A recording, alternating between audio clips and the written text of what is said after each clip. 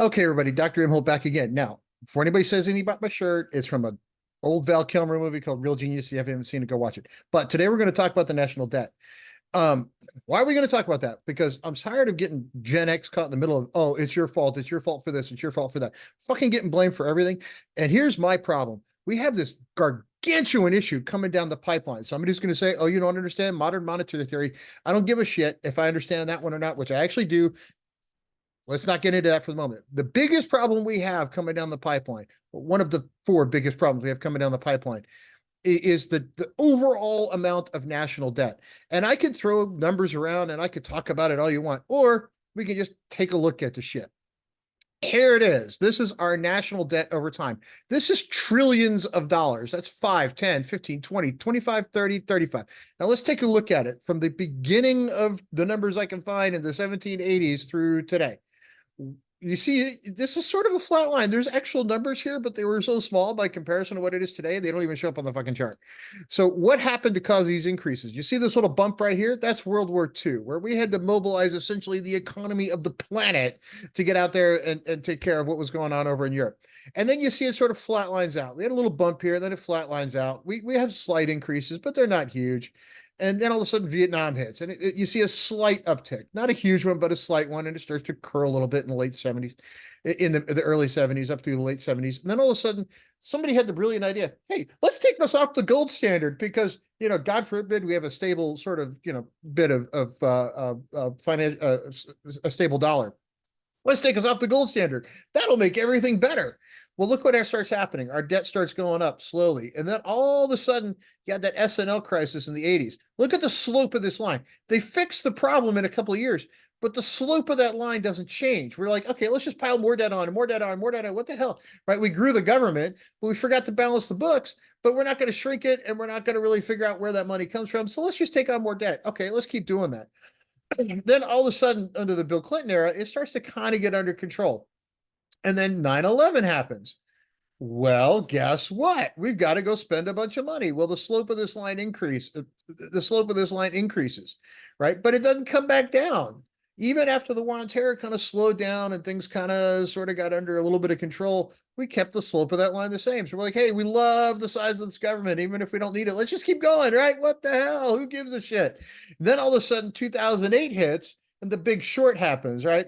We damn near collapsed the economy. We damn near, kind of blew everything up. So we had to go in and bail out the banks. We didn't bail out homeowners. We bailed out the banks, and we fixed that problem, right? But look, the slope of the line doesn't change. And all of a sudden, it sort of did for a year or two.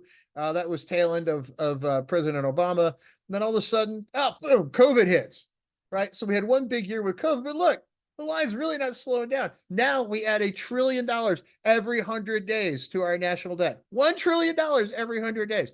So what does this mean? It means we're borrowing money. Where do we borrow it from? It's not from overseas. It's not from China. No. It's the Federal Reserve. We're borrowing it from the Federal Reserve. We're creating new money to pile into the economy to keep things kind of moving. Now, why do I bring this up as sort of a, hey, Gen X is going to is about to go take care of this stuff? No.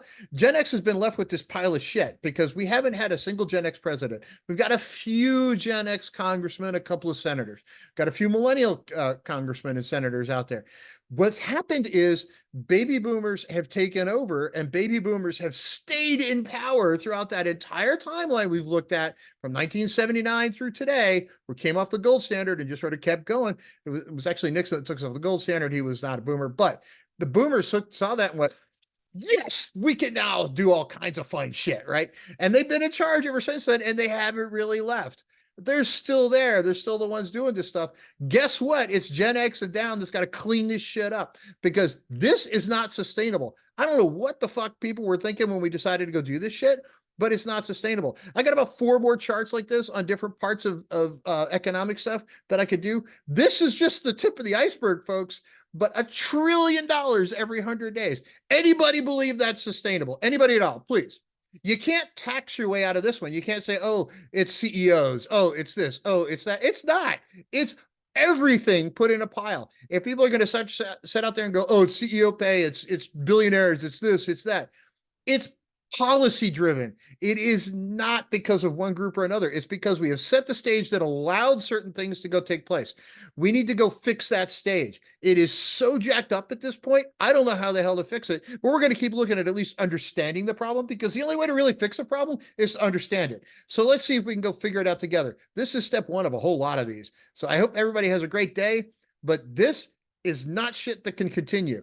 Anybody out there who's into economics who'd like to come in and tell me that this is perfectly fine and we should keep doing this because it doesn't really matter anyway, I'd love to have that conversation, because I believe that person is going to eventually back themselves into a corner where they have to go, oh, well, shit, maybe it is bad.